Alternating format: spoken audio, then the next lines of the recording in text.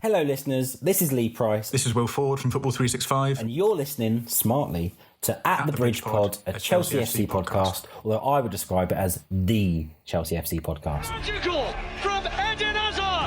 Kai Havertz in the Champions League final. Ivanovic! In the middle, it's just behind him. But it's tapped in by Hakim Ziyech. Matic with the ball driver. Matic takes the net off. Hat-trick hero.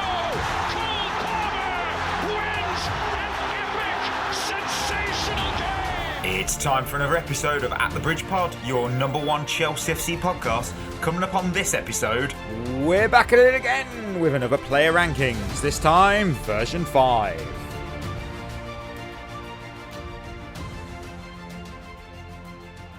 Oh, welcome back everyone to another episode of At the Bridge Pod, and I'm joined in the virtual room filled with some Lions, because literally Berth's just confirmed he's not on tonight. Literally it's just come up on our group chat. So that means that I have got Ollie, I have got Chris, and it's the Friday show on a Friday. And of course, I want to know what you're looking forward to this weekend. Oh, do you know what? I've got one. Go on. My wife usually works at the weekend. She away, and she's usually away all weekend when she works. But this weekend she's not, so I'm going to actually be able to get to spend time with my wife this weekend for the first time in quite a while, which is really nice. That is a win. She doesn't listen to the show though. We confirmed that. No, she must be listening. That's why Ollie said it. You know what the funny thing is she actually does listen to the show sometimes. So I told you. I know. Love you, honey. No. Chris, what have you got? I'm going to the WWE on Sunday. As a contestant, yeah? Yeah. Fighting for the title, mate. Nice.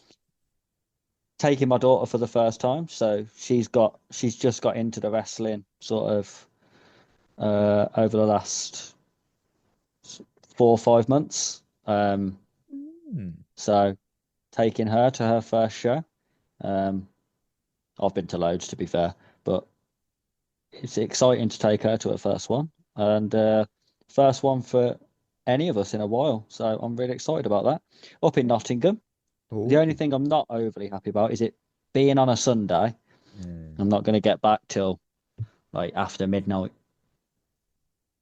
Yeah, I think it's a weird day to have it on a Sunday. Yeah, you're not wrong. I can't disagree with that. Can you imagine some people that go to church in the morning and then they're going to go to a WWE in the evening? Is that you, listener? Is that you? Let us know. Look for me. I've got games of the weekend, but I'm actually going to be a little cheeky. Oh yes, as I look for a sound drop, it's here somewhere. Because last night was fun. Oh, I had fun. I watched Denmark fuck up a penalty. That was less great. And then, Rasmus Højlund 1-0 Denmark. Oh, tell you what. I have never been, as much as I think Cristiano Ronaldo is completely past his best. He's been like that way for a couple of years now. I'm happy Portugal keep pushing him out there because he absolutely holds that team back. You keep doing it. I don't care because it was advantage Denmark. It just shows. I'm sorry, but Portugal could be something special, but they just keep pushing out Ronaldo. They keep getting him out there. Keep doing it. I don't care. 1-0 into the second leg. I'm looking forward to this. I'm starting to get a little excited. And when Højlund hit the Sue, I was like, did think it could backfire though. Did worry. Never know. I'll be honest with you. I saw that and I thought that is embarrassing for someone who has scored 1 goal in about 7 months. I know, but he can't help that he plays. He plays for a shit team. He can't help that. You know, at the end of the day, when you play for a shit team like Manchester United, you're not going to score. I don't like the fact Drogu went there. I don't like that either. But I have no. I can't control these players. Got to be careful though, Højlund with that, because Ronaldo's quite litigious, isn't he? Like, he could sue. Yeah, he's also fuck's sake. Oh God! You're welcome. Hey, thanks a lot. I'll be here all week. haven't used that in a while. Games of the weekend though. Let's look at what there is. I'll tell you, it was fucking tough finding games on Saturday. I've got one 3 p.m. Second place Bradford City take on 7th place Colchester United in League Two. Clash of Titans, that one. Well, I struggle. Colchester on a 5-game win streak. Bradford a 2-game losing streak. So a win for United puts them firmly in the playoff spots. I've got there's not a lot on. Sunday though, Sunday looks quite good because obviously 2:30 you got City versus Chelsea in the WSL. It's the 3rd game in our 4-game series. Sunday is later on is truly insane because you got the quarterfinals, second legs of all of them for the Nations League. You've got France, Croatia, Germany, Italy, Portugal versus obviously Denmark, and Spain versus Netherlands. And you know what? Before I move to shoutouts, I'm going to say one thing. Did anyone notice that a few fans from the USMNT are saying that Pochettino's on fraud watch? You notice that? That is going to happen if you lose to Panama. Panama, dun dun. That's all I can think of. Whenever I hear that, I just think of Panama, the song Van Halen. Yeah. I still love the fact though that everyone has used that as a let's be positive about Maresca. Well, Maresca doesn't manage USA, so I don't see how that's absolutely relevant to us. They're like, oh, see, Poch lost to Panama. I told you we're better off with Maresca. Yeah, because that's relevant. Yeah, it's true though. It's like it's not relevant. It's absolutely, Why did they celebrate with Henri though? Is there some connection there? Or did they just did that for fun, for funsies? I don't know. They just love Thierry Henry. That's fair enough. Who doesn't? I honestly, if someone asked me, name me a player from Panama, I can name you genuinely one from Panama. Roman Torres, who used to play for the Sounders. That's the only player I remember. That's better than I can name. Look, I remember him. I'll fuck the Lone Army later if that's the category. Famous Panama players. I don't even know where he is now. He did go to Inter Miami after us, and then he came back to us for a bit. No, I don't think he still plays for them. He retired from. Shut up. I just got to have a serious. Shevva shoutouts. Shevva shoutouts. Spotify on fire as always. I've got James McManus idea for a pod. 3 ways to mix Chelsea. To fix or mix it up or not. Fix Chelsea's season. Loving the pod, but try to be more positive. Not naming names. Cough, Chris. Which one? Could be Burke's name's Chris too. Try to be more positive. No. Yeah. I'll tell you what, I'll be more positive if Maresca does something positive. I like that. Jordan, Falcao was a disappointing one. He absolutely demolished us when he played for Atletico, but it's a shame it didn't work out for him at Chelsea because of injuries as well. To be fair, when we signed him after the Man United disaster, I don't know what we were expecting. What were we expecting? He'll be all right now. His knees are still shit. There's nothing. The only thing that's different is his hair's different, and for some reason that could change. No, it won't. That sometimes makes a difference for a player. No, Torres, Torres had it changed his hair before he came to us. Yeah, he weren't better. He weren't better. Adebayor cut his hair and went shit. Oh. Yeah, that's true. El House Samson, 75. all his powers in his hair. For me, the favourite is Zola. As an American, the things I saw him do as a lad, Zola made me fall in love with football. I do love a fullback. Cucurella is my favourite in the squad. All time is mostly fullbacks. Fit Reece, Aspi, Cole, Chile. Jose is the best manager. Tuchel second for me. Corey Fallon, don't know if he's related to Jimmy. I listen to this podcast on the way to work most times, but when I'm lucky, my girlfriend is in bed and I turn on the Xbox. I play PES. It's an older version, and Super Frank is my coach. I'm about 30 years in the future, and I crush everyone as I listen to you guys. It's both uplifting and sort of sad, but let me run the fucking team. we never lose. I'll post my lineup, but they're all recycled. I'm happy to see this lineup. Happy, genuinely. And finally, Barry, Baltimore Ravens MK. The way our season is going, I'd rather we had weekly reviews of Chris's daughter's team. I'm sure they would have put up more of a fight against Arsenal. As for biggest disappointment regarding players, Brian Laudrup, sorry, Mikey, Chris Sutton, especially for how opinionated he is now, when he couldn't hit a barn door when he played for us, and Adrian Mutu for what he did to his career while with us. Keep up the epic work, lads. Love the show. Those are Much some love great from a shouts. Ravens fan. Yeah, all very good picks. I loved Mutu. I loved him. I still do. And look, he just took cocaine. That's all he did. That was all. No, that's hardly. No, but it's hardly a performance enhancer. I've never seen someone. No, listen, we can't condone it. No, I'm not saying I'm condoning it. I mean, would it improve? I mean, I guess it would make you run a little quick for a bit. It made Maradona better. It. Sorry. Oh, come Right. on. We all knew. Yeah, We all well, knew. Oh, yeah, yeah. yeah, well. Before we head to the news, just want to highlight an incredible initiative because obviously the first from Head in the Game, let me just state that. Obviously the first 12-week program of mental fitness football program, obviously aimed at improving both mental and physical well-being for men over 18. That kicked off last night in Dartford at Goals Dartford. And of course, they have another program coming up in Bexley, another 12-week program starting on Wednesday, the 9th of April at 6 p.m. at Lee Academy 3G. So get yourself down there. Get yourself down there. I guess now we're going to move to some news. Oh, I see what you missed in the elevator of Chelsea news. Kiernan Dewsbury Hall has started studying for PFA Sporting Directorship course.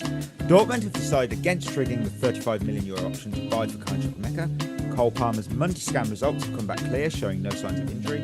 Chelsea have sent an email outlining their battle against ticket touts, including action against one who had 340 memberships. Don't know if it is Todd. Former Blue, Felipe Luis, has just won his third title as Flamengo coach, only 6 months in charge. Chelsea are in talks with... Chelsea are in talks with FPT Software to become the front of shirt sponsor for next season. Not a real company. And finally, a Bulgarian football club have apologised for holding a minute's silence for a former player who is still alive, because Arda Kardzali, which is located in the southern Bulgarian town of Kardzali and playing the country's top division, held the minute silence in honour of Petko Ganchev before Sunday's game against Levski Sofia. They put out a statement during the game apologising for this mix-up, and Petko has since said, "I never miss watching Arda's matches on television. This time I was about 10 minutes late for the game against Levski because I had some work to do. As I was driving home, my phone started ringing a lot, but I was driving and I didn't dare to answer. I entered my garden and my wife greeted me in tears. She said, Petko, they've announced on TV that you've passed away. I couldn't understand what she was saying or what had happened." Wow. Look, I'm not being funny, but why did people ring him? I mean, he's not going to answer if he is dead. Yeah, that's Well, so ring You know what? And the funny Dead, part is ring because he was driving, they would have had it confirmed to themselves because he didn't answer. Didn't his wife know? Like, you've surely spoke to your husband at some point. Why would the club know before everyone? Yeah, the club somehow worked it out before your own wife. What an absolute mess that was. I mean, just, oh my word. I'm glad Bulgaria's undefeated, man. I'm glad Petko saw the funny side of that. I don't know how to react to that, if I'm honest. Like, fucking hell. What do we want? Do we want to talk about the front of shirt sponsor I've never heard of? The fact that Reece James company. Reece, yeah, I said that. Reece James said about Thomas Tuchel, and that caused. I love Twitter. Oh, some people were like, yeah. Other people went to me, fuck you, you know nothing. I was like, oh, very Twitter that. Very. Yeah. Twitter. I think Kiernan Dewsbury Hall being our new sporting director might actually I think be that's a good happen. thing. I actually think that's a net positive for everyone involved. Yeah. Because, we get new sporting directors and then we don't have to watch Dewsbury Hall play for us anymore. We could also be doing the same for João Felix, it appears, because apparently if we can't sell him, we will just have to play him instead. And I'm like, wow, what a ringing endorsement. Imagine that. Well, if we can't sell you, mate, we're just going to have to play you somehow. It's like, oh, cheers. That's going to make me feel lovely and warm inside, isn't it? Oh, can't wait to be here. So happy. Oh, I suppose the paycheck when it lands in your bank account each week makes you happy. But other than that, yeah, that tweet. What did that tweet get in the end? I was curious. 2.1 Yeah, people were angry about that. Oh, people are always bloody angry at whatever I say. You are becoming who? What's this? You are becoming the new Dean. Who the bloody hell is Dean? He's a notoriously negative Chelsea fan. Oh, right. On the platform formerly known as Twitter. I'll give him a follow. Yeah, I'm looking him up now. He's your kind of guy, Chris. Oh, brilliant. I think this is a good time to bring up about the whole agenda thing. I just want on record that nobody on this podcast has an agenda against anybody. There's people we like, there's people we dislike.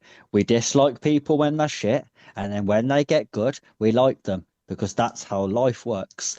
when someone's shit at something, you criticise them, and when they're better at it, you praise them, and that's how every single conversation in the world works. Are you saying that whether you like agendas someone or don't not. really exist?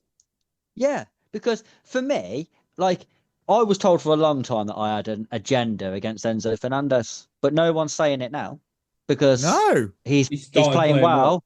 so I'm praising him because that's what I wanted him to do. because I I was don't criticising understand that him as when he well, was because shit. I always gave him as much flack as you did, and nobody labelled me with that. So I if don't you know. had, I know. if you had an agenda, you would be bashing him still now. Fact. Yeah, that Exactly. would be. That's the thing, is an agenda is when you do something in the face of evidence. Yeah. like in Yes, the exactly. I and said actually, before, when you've got evidence to support your point, it's not an agenda. And like the whole thing now around the Maresca thing, it's not an agenda against Maresca. I just think he's shit. yeah, If we win all of our remaining games, my He might opinion will change his mind. change based Yeah. on the evidence that's in front of me. But based on what I've been seeing since Boxing Day, we're fucking shit. And It's funny, mate. he is partly or mostly to blame for that. It's I mean, funny though, yeah. because people go, "Oh yeah, but then you're a flip flop if you change your mind." Really, Oh, I hate that. Man changes opinion in the face of new evidence. Incredible stuff. Look, you're right. Many fans look for me. I don't think criticizing a manager is meaning you got an agenda. Look, for me, I find Enzo Maresca's football boring, and I'm not alone because look. This is a really niche thing.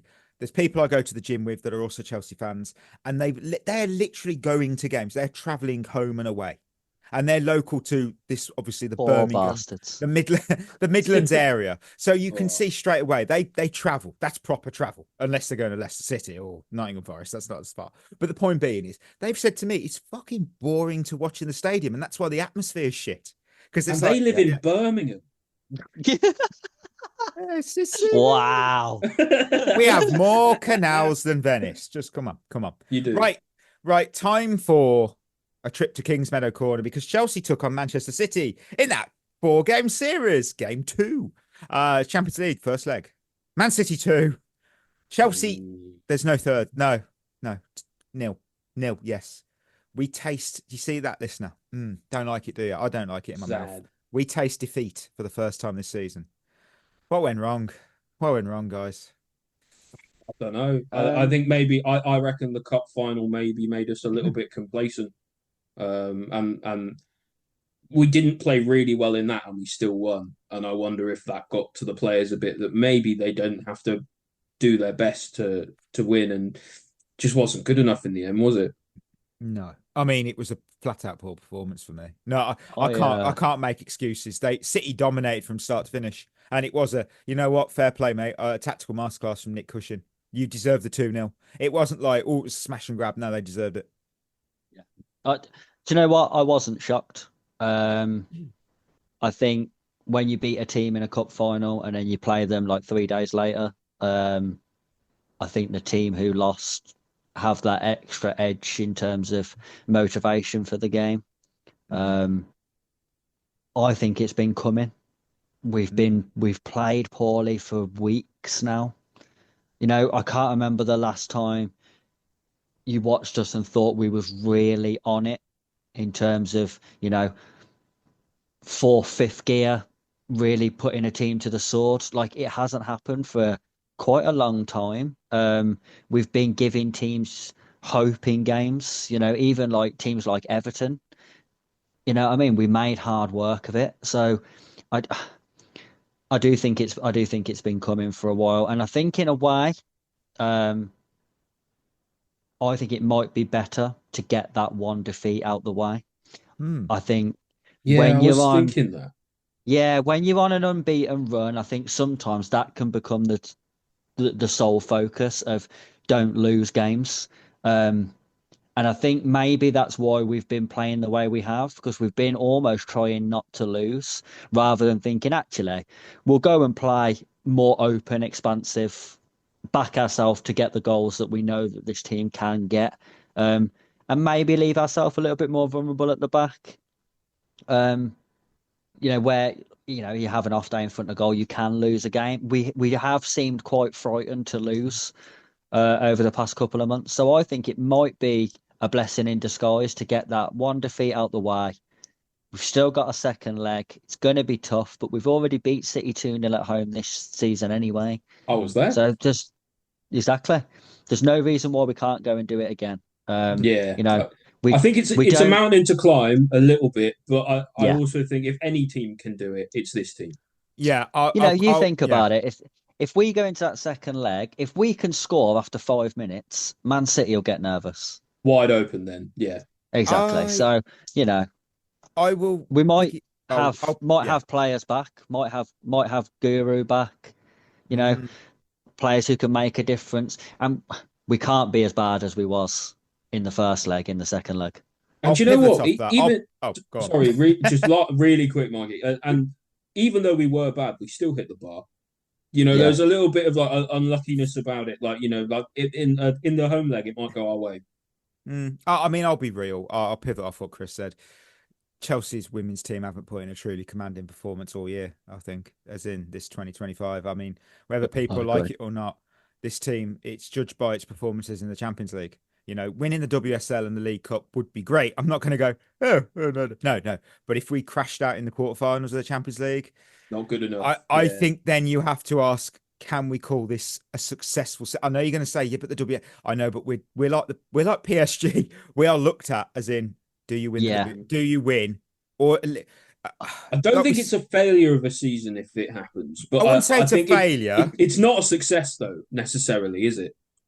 No, I think if we win the WSL unbeaten and win the FA Cup, I think if we go out in the quarterfinals, I still think it's been a phenomenal season. I'd agree there. I'd agree. This loss, though, it felt inevitable given our recent displays. I mean, we've all talked about it. And look, the attack seemed to have lost its spark. There's no conviction. And I just hope that this team takes this loss as, like you said, Chris, as motivation to turn things around, because overturning a 2-0 deficit against a side like City is going to be a huge, huge challenge. And it's on Sonia now to make the right adjustments, the right tactical changes. And in a way, this is kind of her biggest test yet. Yeah, this is why we chose her. This is why we chose Bompastor to be our manager. These moments are you're right, the first real challenge as Chelsea boss. I'm really looking forward to the second leg because I want to see what happens. But again, playing a team so many games in a row, I mean, it'd be very interesting what happens this weekend. That's what the other thing about it, isn't it? Is like the teams are going to suss each other out a little bit.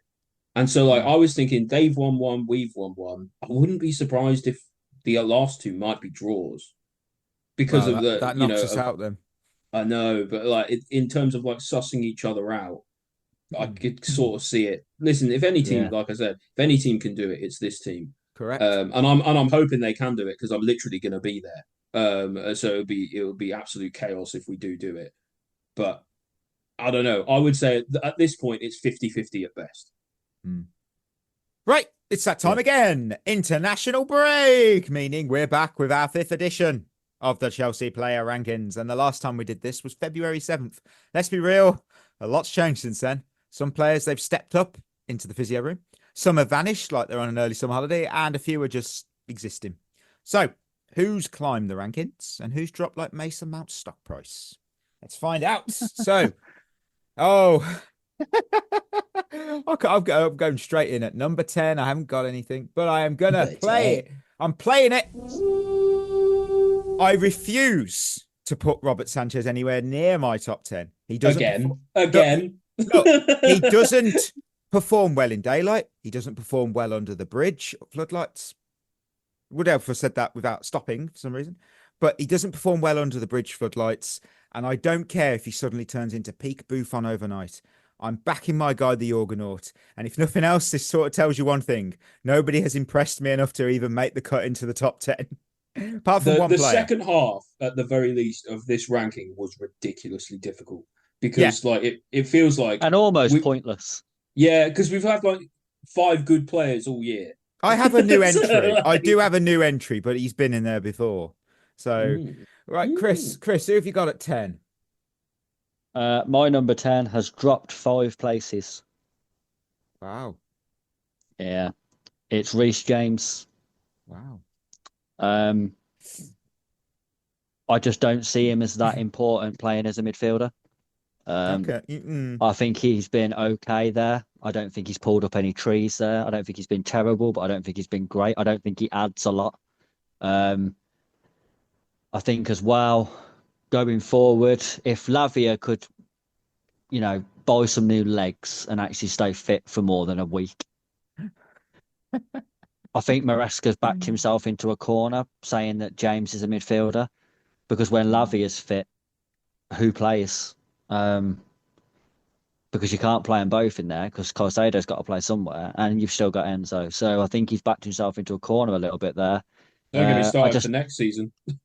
Yeah, Andres Santos and Isugo and Cucurella Yeah. on the other side and whatever. I just don't, he might put him at right back and have him invert into midfield. But either way, I just don't think we'll see the best of Reece James again in this system. Okay. Chris, can you just tell me who you had at 10 before? Christopher Nkunku. I saw that. I was like, oh dear. Ollie, who have you got at 10? He's dropped out, surprisingly. Is he in your top 30? Yeah, he's not in my top 30. I don't think it counts when you work from home. So, Ollie, who's your 10? He drops down one place from my last rankings. It's Levi Colwill. I have been some things that I've been really impressed with him by, some things I've been less impressed with him by in terms of like his attitude and falling on the ground a lot. It's not a great trait for a centre back. I still think that he deserves to be in the top 10 most important players that we have, because in my opinion, every time that we put out what we consider is like our strongest defense, he's in it. Yeah. So for me, yeah, not too much to say. Just think drop down a place, like I said, because there's some stuff I've not been so happy with him with. And he's been up and down a lot this season. I think I had him up as high as like 4th or 5th, maybe even higher earlier in the season. So I feel like he's kind of settling down in that lower half for me of the ranking. On the 11th of October, you had him at 2nd. Yeah, and that's how good he was. Wow. That's how good he was at the time. Yeah. That's and I felt it and I back it even now, but obviously he's been less good since then. My number 9 is a new entry. It's Pedro Neto. He's a new entry because when he's good, he's really good. When he's bad, it's like watching someone play with the shoelaces tied together. And obviously we've got Nicholas Jackson out, so he's basically had to carry our entire front line, which is a terrifying sentence. I didn't expect much. He climbs in because the only alternative to him as a false nine's Nkunku, and well, good luck with that. Jesus. Yeah. Chris, who have you got? I also have a new entry. I've got Tyreek George. I was considering whether to put him in. Yeah, I did consider it and went, no.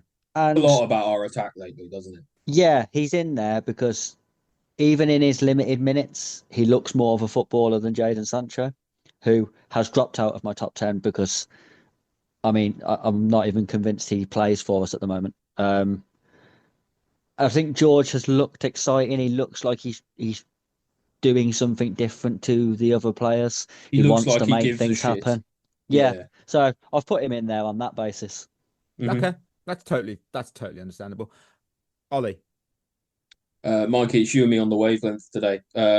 Neto is number 9 for me. He actually wasn't in my list last time, so I guess he's a new entry or a re-emergent entry, if I've put him in before. It's nice to see him in attack. I think he's been revitalised a little bit in that striker role, that sort of false 9 role under Maresca. I know he gets probably too much praise for like his pressing and his running around. I'd rather see him score goals. He scored 1 or 2. He's not a striker outright.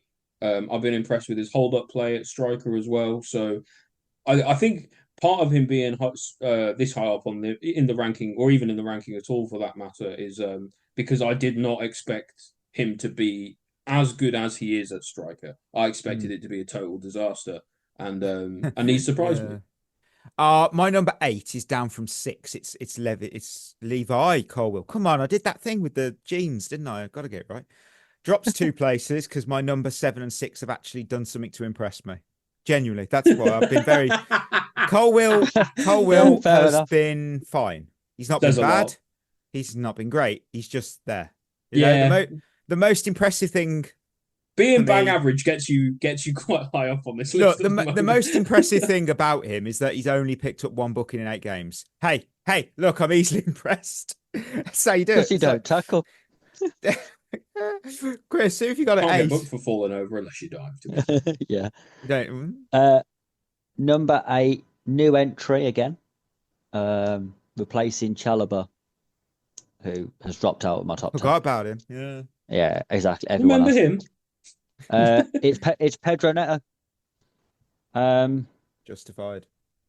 Yeah, I think he's shown little bits as that false 9 that there's positives there. I still like how direct he is in terms of his running in behind when he plays on the wing or up top. Another player who I think is victim of the system. He does get overpraised for running around and needs to do a little bit better on the ball, but there's enough there for him to be in the top 10. Okay. Ollie. This is number 8, isn't it? Number 8. Number 8. He drops down 1 from me from 7 last time. It's Tosin. Just been a bit more impressed with the people above him. More impressed with him lately than Colwill. In terms of what I want to see a centre back do. I think again, like this is not necessarily the best players in our team. It's the most important, and him being the only adult amongst a group of children is clearly quite important to a lot of our players. So there's something in that. They call him Uncle Tosin for a reason. 27. I know, same age as me. I'm an uncle in that case. And so I think he's been all right. Again, a bit like Colwill, he's been all right. Not brilliant, not great, and not awful either. So it's good enough because, man, defensively lately we have not quite been at the races in my opinion. So he's done pretty well to be up this far. Honestly, Ollie, if you're an uncle, then I'm a granddad, and Chris is just dust. We're screwed. We're screwed. Who have we got next? I've got, same sort of not same wavelength. I've got Tosin at 7. He's up 1. He moves up by default because he's probably been our best defender in a month where being a Chelsea defender has been about as fun as babysitting a hyperactive toddler. That's about all I got. That's all I got. Chris, 7. Number 7, another new entry. Wow. Yeah, I know. I've got Nani Madueke. Well, like a really new entry, I guess, for you. Yeah. I think Madueke's best games have been the ones where he hasn't played. Yeah. I miss that, man. I miss him so much. I almost put Mudryk in my ranking. Oh, fucking hell. Because I honestly do think we've seen how absolutely dire our attack is. And Madueke is one of the best of a bad bunch, I would say. He's comfortably our best winger when Palmer's not playing out on the wing. Yeah, I do think people, again, need to calm down a little bit in terms of the fact that they're saying they spent months telling me that Madueke and Jackson wasn't good enough, and now all of a sudden they're going to come in and save our season. It's weird that. Do you know what's funny? If the last 2 games he started, Madueke started, he scored in each one. Yeah, It's like, but if you look at his record overall, he scored 2 goals in his last 10 appearances before he got injured. I don't think he's going to come in and save our season somehow. But I do honestly, I'd rather watch Madueke play on that right hand side than anyone else who's playing there. Yeah. I'm not going to disagree. Ollie, who have you got at 7? It's Reece James. Drops down 1. Yeah, drops down at 1 from last time. A bit similar to Chris. I don't mind seeing him in midfield, but he's clearly not pulling up any trees there. He does all right. Occasionally, he has a bit of a brain fart, which is probably to be expected when you're playing in midfield. It's not like playing it right back where you're just running up and down. You're constantly having to look and scan around you and stuff, and you've got to really pay attention to everything that's going on all the time. And James is relatively new at doing that. People saying, "What about Wigan?" Yeah, it's half season he played. When he was 5 years ago. So wasn't it in League One as well? Don't know if it was League One or the Championship, but Yeah, I either think way, it's not the not it was not the same championship. level, is it? yeah. And Not the don't get me same wrong, he level. was good there, and it's clear that he can play there. And it's a testament Yeah. to him that of how good he is. That like he kind of slots in midfield, and it's kind of like you don't really notice he's playing out of position a lot of the time, only because of how good he was at right back. You know, he's no worse than a lot of the other people we've tried in midfield this season. Let's put it that way. But yeah, maybe I just want to see a little bit more from him, so he drops down one for me. On that note, 6 up from 7. Reece James, I've got our captain moving up a place not because of his performances. No. It's because he has managed to play 5 games without getting injured in a row. Yeah, do you know what? That's a good shout. He actually Yeah, that is been good. more available. That for him would be like winning the Ballon d'Or. The only match he has missed. The only match he missed was due to a fever, which, look, that's progress for me. You know, I can only imagine the mental and physical scar tissue that this man has endured over the past few years. And look, he's finally getting a rhythm. He is our captain. We love him. And I He's really get hope this injured in continues. the next game, isn't he? Shut He's going up. to win the Ballon d'Or. Shut up. Shut up. Yeah. Shut up. Right, Chris, who have you got? 6. 6 moving up 1. I've got Tosin. Do you know what I would say about the best thing I could say about Tosin is in a very inconsistent team, he's quite consistent. He's consistently mid, isn't he? Yeah, he's never a 9 out of 10, but he doesn't really drop below a 5 either. He's just sort of in and around that sort of 6-7 mark every game. He's not great, but he's not terrible. And I think this team needs that.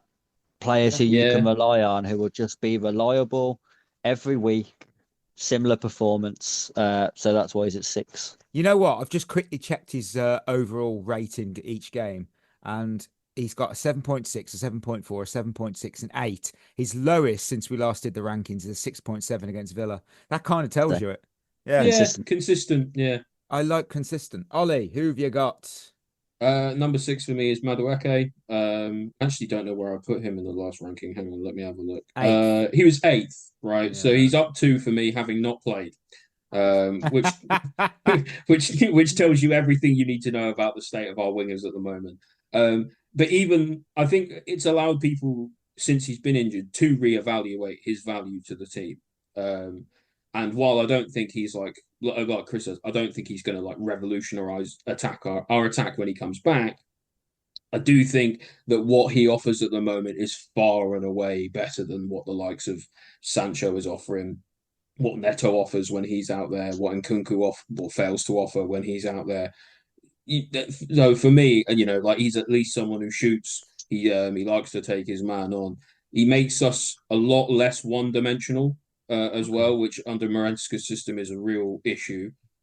Because in a game where most wingers will go back again to the centre back or to the full back who goes back to the centre back who goes to the other winger, regardless. He is someone who will try and run at his man and try and take them on. Sometimes even if he's doubled up on.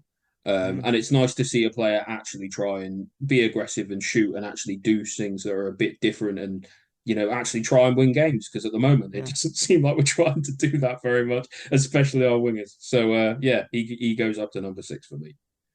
At 5, I have got Nicolas Jackson. no change. Jackson hasn't played since the last time we did this, and yet he neither moves up nor down. That should tell you just how vital he is to this squad, because without him, we don't score. And universally speaking, it's that simple. Please come back soon, Nick. Please. I need you so bad. Please. What have you got, Chris? Number 5. Up 1. Oh, I've got Enzo Fernandez. oh, Nice. There's the agenda. Yeah. Haven't you So much of an agenda, he's gone up. I'm Yeah. shocked. Appalled. He's been much better lately. Yeah, he has. And I think we're seeing all of his positives and very few of his negatives at the moment. So Yeah. I also really like his sort of attitude and leadership over the past few games. Agreed. Yeah. Seems to care when a lot of other players don't. Yeah, and that's why he makes the top 5. Yeah, I back that, and you'll find out why later. But I really back that. Ollie, who have you got? I back that, and you'll find out now. It's Enzo Fernandez at number 5. Oh, He was 5th for me last time. And despite the fact that he has been really good lately, he hasn't actually gone up for me. But because I rate him, there are definitely points in his career that I didn't rate him, and now I do rate him. It's a bit like what we were saying earlier about the agendas and stuff. Like since he started getting good this season and being consistent and performing well, and then a lot of the other intangibles that he's had has really come through after that as well, which I've been really impressed by. So yeah, I don't know. I was thinking about maybe putting him higher, but I think in terms of importance to the team, I think there are four players more important than him. But at the same time, I think you've got to give him his flowers. You can't deny his achievements lately. I'm going to have to hit a button. Oh, it's going to get warm and spicy in here because I have gone at 4, down from 2. Cole Palmer. It's not cold anymore. Yeah. I don't like that. Well, it's a good job. There's no agendas here, just opinions. And I'm not saying my opinion is right. This is just mine, and it's mine alone. And this is the lowest Palmer has ever fallen for me. Yeah. But when you've gone 10 games without a goal involvement, this is what happens. He's been completely out of form. And when he isn't firing, Chelsea don't win football matches. I'd argue his last genuinely good performance was against Spurs. By the way, that was in December. It's been that long ago. I could have lied to myself and ignored it all, but I cannot. And I hold him to such a high standard that I can't say he's in our top 3 best, most important players right now because he just hasn't delivered in 10 games. I'm with you a lot, Mikey. I just think that his form coinciding with us falling off our form falling off a cliff tells me that he's quite important when he's on it. I see that argument, and I do. I'm sure someone's going to take it up and say I've got an agenda against Cole Palmer. I would like to confirm that I definitely have got this agenda. I have sold my Cole Palmer shirt that I never bought, so I bought one to sell it. I am very pissed off, and I will not be doing the Cold Palmer celebration at any point anymore. I'll be bringing back the dab. Very happy to bring that back. Chris, who's your person at 4? Number 4, I'll be honest with you. He's at number 4. I nearly put him at number 2. Wow. It's quite close. It's Nicholas Jackson. Oh, there he is. How bad we've been in attacks since he's been out. I love it. Yeah. Honestly, for everyone who was saying that Jackson isn't good enough and he shouldn't play for us and blah, blah, blah, you've seen how shit we are without him. And the reason why I nearly put him at 2 is because Cole Palmer's shit without him as well. Yeah. That makes a big difference. Like we said last time, I think I might have said it on the show last week. Palmer needs Jackson just as much as Jackson needs Palmer. Yeah. So honestly, I do think he could be higher, but I've left him in at 4 just because I want to see what he's like when he comes back. Because the proof will be in the pudding. If he comes back and we start doing better in attack, it will say everything we need to say. Yeah, I think he'll move up the rankings. But until that happens, if he comes back and was still just as shit, then maybe he's not that important. Then he wasn't the glue all along. Yeah, Jackson for me at 4 as well. Much for the similar reasons that Chris said. I did think about putting him higher as well, a bit like Chris, but I couldn't justify him going up having not played. It's a bit different, a bit lower in the rankings for someone like Madueke, but right at the top of the ranking. I don't think you can go up if you've been injured quite a lot and if you haven't played many games. Having said that, he is very clearly our best striker. He is very clearly probably our best attacker sometimes. And the people who were slandering him when he was playing actually have no idea what they're talking about. I have got at 3, up from 4. Enzo Fernandez. The Enzo redemption arc continues, and he cracks the top 3 for me for the first time because statistically, he has been one of the most creative players in the league. No, not just Chelsea, in the damn league. So he's top 4% for shot creating actions, top 5% for non-penalty XG and expected assists, top 9% for actual assists, and this one's a bit further out, but top 11% for progressive passes. So the fact is that he's getting in that top 5 percentile for non-penalty XG and expected assists shows that people aren't finishing his bloody opportunities that he's delivering to them. It's also impressive considering under Maresca we only pass backwards anyway. I know. And look, he's already surpassed last season's expected assists, created more key passes, and crucially, he actually looks like he gives a damn. I mean, apart from my top two, he's the only one for me capable of producing actual footballing moments. You truly can't stop his momentum now. Chris? Yeah, that's fair. Number 3 for me, same place as last time, Marc Cucurella.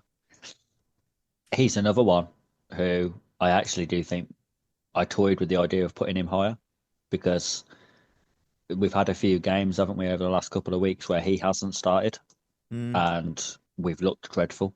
And then he's come on and we've looked better. He is also our only left back, which really increases his importance. At the moment, he's also our only striker. Yeah, this is it. And attacking midfielder and left winger. So, I think Cucurella is performing as well as he was when we last did the rankings, if not slightly better. Yeah. Right. Ollie, who have you got? Number 3 for me drops down from number 1. It's Cole Palmer. About time. What? Yeah, I've had Cole Palmer as number 1, more or less. I think since we started doing the rankings. Yeah. Or at least up there, and now it's finally time for me to say that he is not performing how he was performing. I still think he's really important because overall our form as a team, like I said to Mikey, has dropped off a cliff since he's stopped performing. Which, if anything, shows how important he is. But you can't continue to be the most important player for your team if you're not performing. That's just how it works. In my opinion, you just can't be the guy until you're performing. And listen, I think Palmer will get through the rough patch of form that he's in. I do wonder if maybe he'd been overplayed a bit, and that kind of might say something about, lately when he's been having scans and he's had tweaks here and there and things, and it's a long season and whatnot. So I'm hoping with the international break and things, he will come back, fit, rejuvenated, and he'll be able to recapture the form that he had before. Because I think he just needs one to go in off his backside. I think he's in his head a lot, and it's costing him in games where I think earlier in the season or last season he would have buried a lot of the chances he's missing. Yeah. Number 2, up from 3, Marc Cucurella. Look, I swear I've said this before. Someone said this before.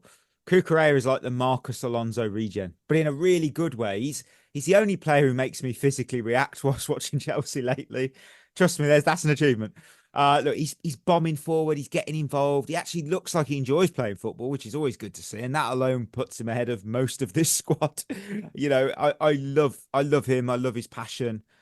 I can't say any more. And he's another one he's completed the redemption arc, from absolute transfer bust to, bargain almost, you'd say. I don't know if you can be 60 million and bargain, but he's crucial to how we are now. And when we lose him, he's like another 2 players in this list.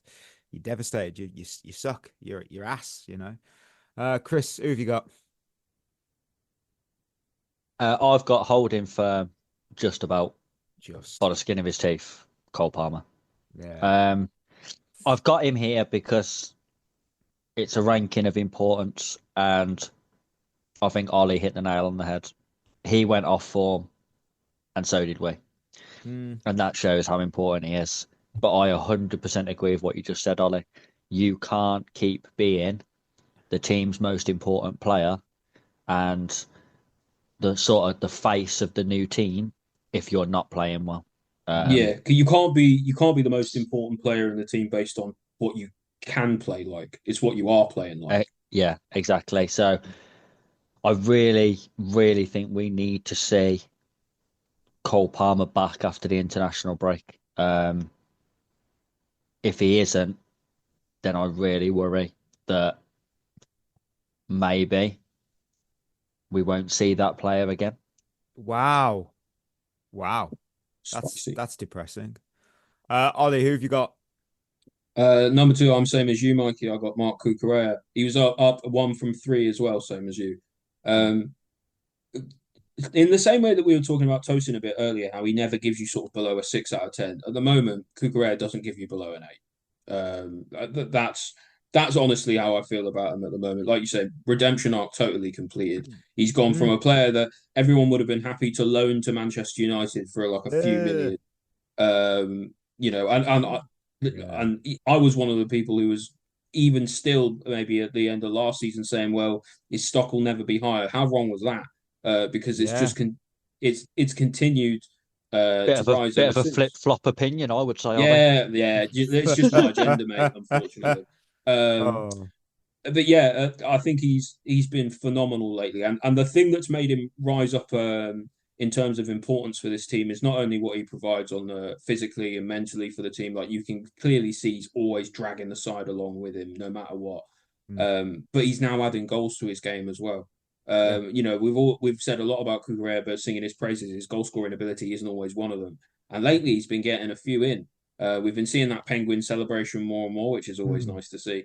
And yeah, I think when you're scoring goals, when you're performing every week, when you're carrying the team on your back a lot of the time, when you're playing in multiple positions, it says a lot to me about the kind of character and the person you are. And we need more people like Cucurella in this side. Well, number one. Oh, shock here, listener. Robert Sanchez. Honestly, he had that hair. Since that haircut, what a player. What a player. I don't know what to say. I could say more about Robert. I really don't. But of course, I'm not going to say Robert Sanchez because that would be absolutely fucking insane. I have got Moises Caicedo. We all clearly have. I mean, but why do I have him? Look, despite having the most yellow cards in the squad and committing more fouls per 90 than anyone else, he is the engine. He's the engine of this team. And if we lose him, we are so cooked. We're burnt to a crisp. We're left in the oven overnight kind of cooked. We're fucked. When Chelsea are at their worst, he puts in a minimum 7 out of 10. That's bloody good because on the other side, that's a 9 out of 10 considering. I will bring up something though that Chris told me about. On the other side of the positives, his post-game comments after Arsenal were not smart because he said they've been together for 7 years while we've been together for 2 and we're better than them. That's a bold claim, especially when Chris pointed out to me that Arteta and half of that team weren't even there 7 years ago. But hey-ho, at least he believes in us. Someone has to, I guess. Chris, that's a perfect segue. Yeah, I also have Caicedo. I think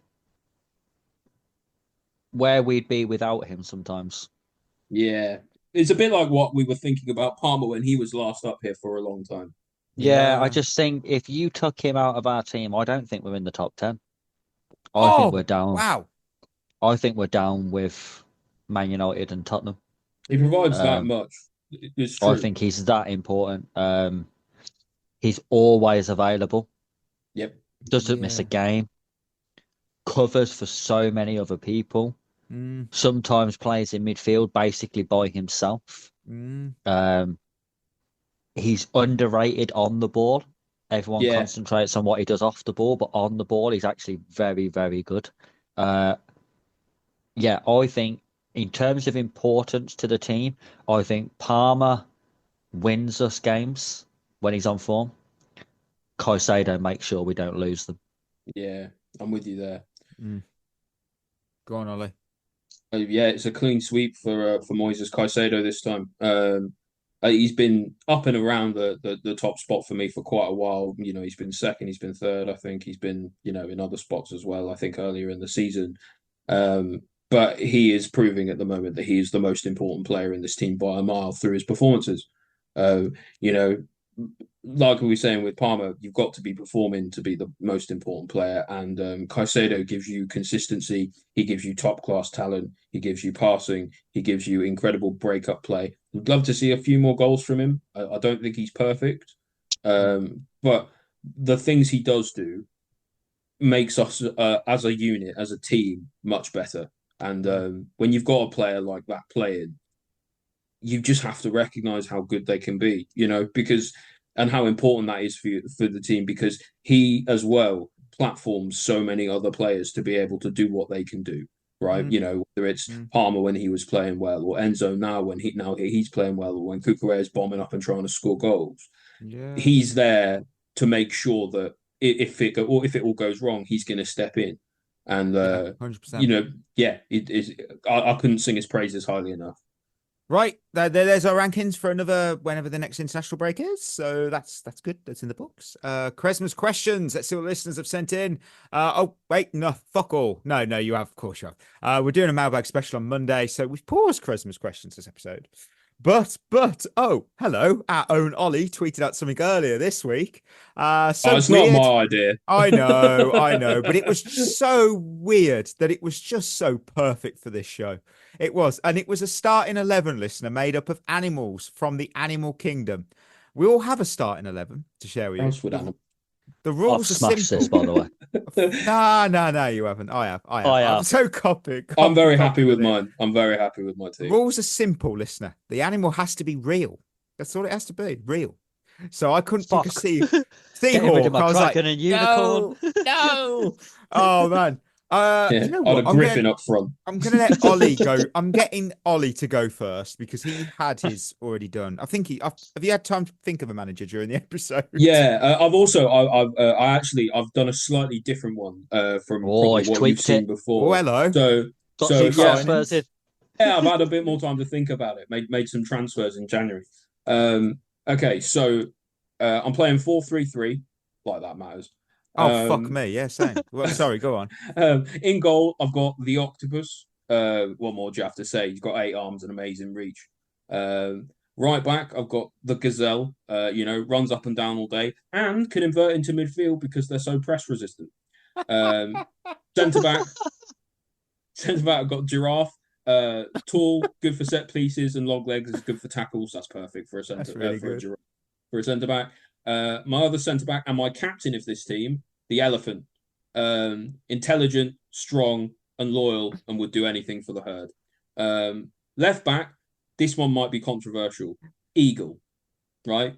Flying up the wing, aerial threat, great eyesight, so you know the passing is good. The only question is the physicality. Do they have the physicality for the league? I'm not sure. But they're more of an attacking left back. So if you want to consider them a left winger, please do. Right now, I've got 3 midfielders. Defensive midfielder, grizzly bear. Wow. Pure aggression, but I like that. Adaptable. You know, they can climb, they can swim. They eat lots of different stuff. So they're very adaptable. The only thing you want to be careful of with him is obviously he goes to sleep in the winter. That's no different to Chelsea. Need a winter break. Yeah. My centre midfielder is a lion, fiercely loyal, strong, great in attack. My attacking midfielder is a wolf, chase you down all day, great presser, works hard for the team, and also good in attack. Left wing, I've got cheetah. Self-explanatory, isn't it? You just want someone quick on that side. Also, notice I've put the cheetah on the opposite side to the gazelle. For obvious reasons, they don't get on. Right wing, this one might be a bit controversial. Dolphin. Incredibly intelligent, slippery, and quick, which is what you want in a winger. He's the Eden Hazard of my team. And up top, I've got, for the striker, I've got a tiger. Lone hunter, ironically a poacher, and deadly in close quarters. That is really good. No one. I was just about to say about Dolphin. How's that going to survive on a grass pitch? But then I quickly checked one of my players in my midfield and thought shouldn't really. I'll be honest with you, Mike. I don't think we have to make this overly realistic. No, yeah, I was going to say. Yeah, to be honest, mate, I think a giraffe would be awful at football. Right. Well, I've got 4-3-3 for me. Hold on. Who was your manager, Ollie? Oh, sorry, Ollie. Yeah, of course. Sorry, my manager. My manager is the humble spider, strategic planner, can spin a web and lay a trap for their opponents. And you need someone who knows a bit about the dark arts. So, yeah, the spider. My team, 4-3-3. Lovely formation. In goal, I got the great horned owl. It's got great vision, got reflexes. Yeah. Great big wingspan. Silent flight, making it the perfect shot stopper. No one will even know it's been saved. Right back, I've got the fox. Agile, intelligent, fast. It can track back and it makes some overlapping runs, so it's all right. Now, And my it's good in the centre box. it's Wait. fox in the box. My centre back pairing includes my captain. Now, I'm not gonna lie, Ollie's called it already. I have got the African elephant as my captain. Strong, tactical, dominant in aerial duels with its towering height. And its partner, the rhino. Defensive powerhouse there. It's built like Nice. a tank. Impossible to push off the ball. Left back, I've got a little rogue here. I've got a kangaroo. Quick, I like that. balanced, and it can leap to head a Nice. crossing. And also, if you ever look at and the abdominals of a kangaroo, they are fucking jacked. I was going to say Yeah. it's good if it gets into a scrap. Yeah, Like, bloody hell. yeah. Defensive midfielder, I've gone silverback gorilla. It's a Oh, I like beast in that. that. It's got brute strength, it's got agility, it's got intellect. Now, I Make need sure that in my make sure he doesn't handball it though. No, don't want any of that. We need it be, My centre mid, my first bird on the team, the bold eagle, commanding playmaker. It's got an aerial view of the game, delivers pinpoint passes. Can't think of anyone better. Mikey, you have an owl in goal. It's not I your know. first Oh, no, that is true. Second bird. Second bird, that. My attacking midfielder is similar to how Ollie had the dolphin. I've gone the great white shark. It's ruthless. It's intelligent. Oh, I like a lot that. of intelligence in my Oh, team. yeah. It Yeah. operates like a prime Zidane, but with more Luis Suarez bite. So I'm And it doesn't loving this. stop because if it doesn't did, it stop. would die. Exactly. Ollie, I've got something funny, interesting here because I've got cheetah on the right wing. Ooh. It's the fastest animal on land. Makes blistering runs. I'm very happy. Left wing though, I've got I've got the fastest animal in the world, the peregrine falcon. Ooh, It I can like go that. past defenders at 200 miles an hour. So, who have I got up top? I got the lion. I got the king of the jungle. Powerful, dominant, clinical. Who's my manager? Now, I thought I'd go a little bit fun here. I've got the llama. See you there going, really? Well, he's cool like under that. pressure. He's cool Yeah. under pressure and he spits in the face of adversity. So, Yeah, the only thing I worry about is what happens if the lion is isolated. well, You know, he's no good without his pride, is he? no. I'm more worried if my llama's going to manage any games from the touchline due to a spitting ban. Incredible fashion sense, though, a llama. That's important for a manager. Yeah. Yeah. Right, Chris, I want to know. I want to know your team. I'm also playing a 4-3-3. Wow, we're loving this formation. I've got the octopus in goal, like Ollie Nice. said. Self-explanatory. 8 arms. Okay. That's what I want. At right back, I've got the horse. I like Stamina. Oh, Workhorse. Up and down. Stamina. Quick. Intelligent Strong. as well. Yeah. Right back. Perfect. First centre back, I've got the gorilla. nice. Good luck getting into a physical battle with a gorilla. Not going to win many aerial duels against the gorilla. Not I. And I think you always need a powerhouse at the back. So I've gone with the gorilla. Next to him, partnering him, I think you need a little bit of speed on the cover, but also good in the air. So I've gone with the tiger. Nice. Ooh. Really good leap, but also quick on the cover for those balls over the top. And great for teams that play in stripes. Yeah, exactly. At left back, I've gone for the greyhound.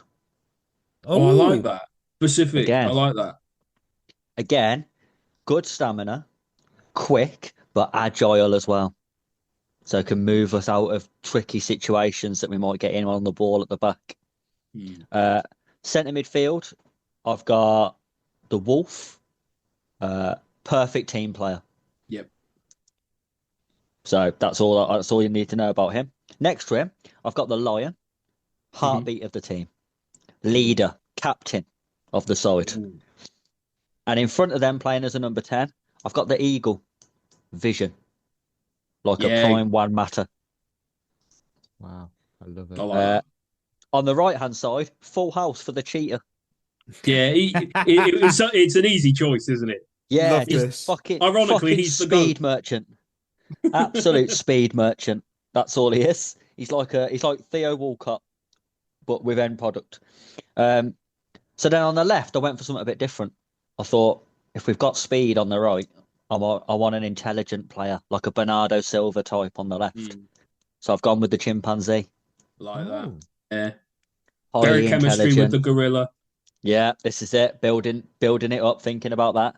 And then up front, cliche, Fox in the box. Yeah, like that. He's almost like And a false nine, isn't he? Yeah, this is it. And do you know what? They're good in tight situations. Mm-hmm. So, and then managing who's your manager? I've gone for the Raven.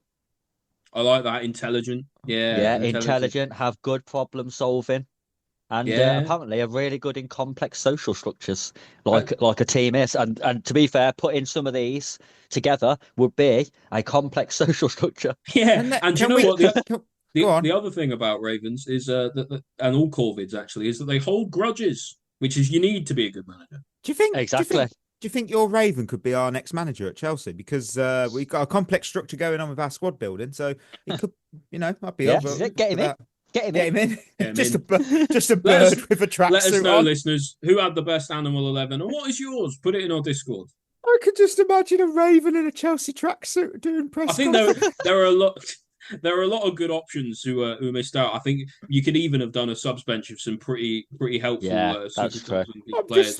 The Snake wasn't even mentioned, but very slippery character. He's at Manchester United.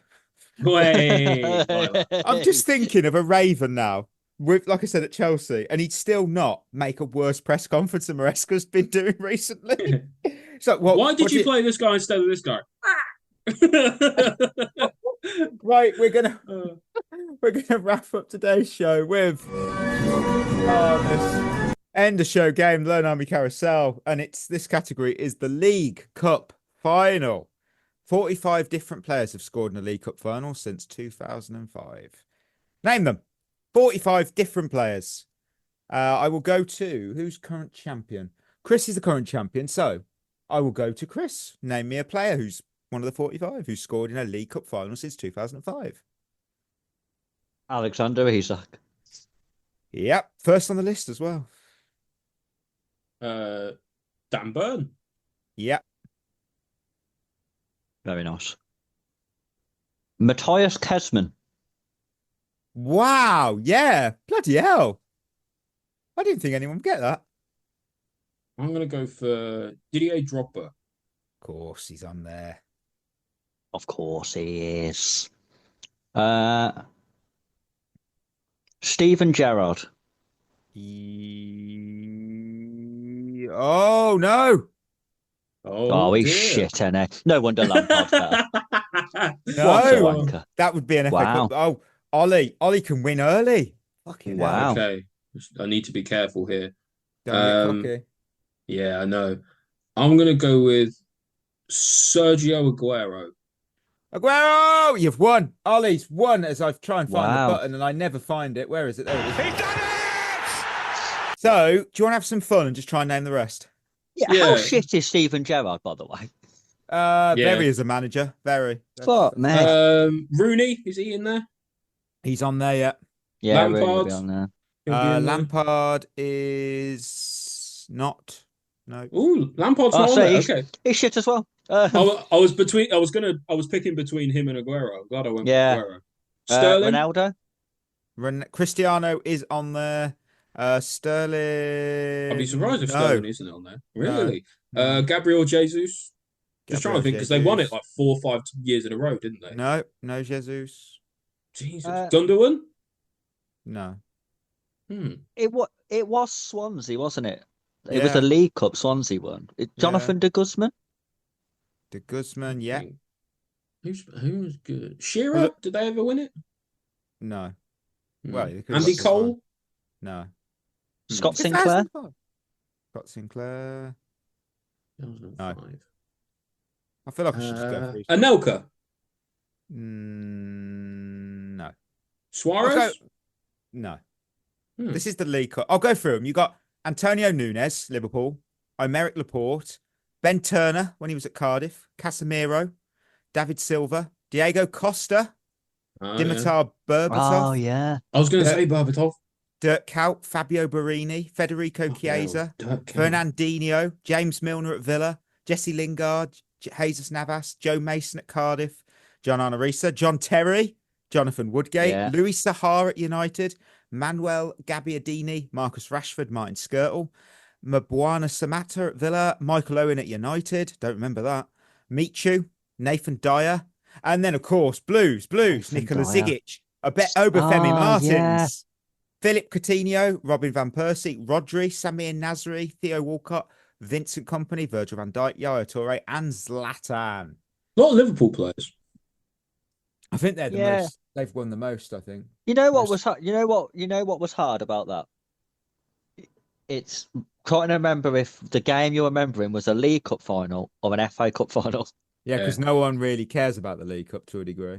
Unless we're Yeah. in it. If we're in the final, we care. If we win, we care. If we lose, then we don't give a shit about Yeah. it. If you that's if you so win true. it, it's a major honour and it's a Yeah. massively important thing to win. And if you don't, it's a Tin Pot Cup nobody gives a shit about anyway.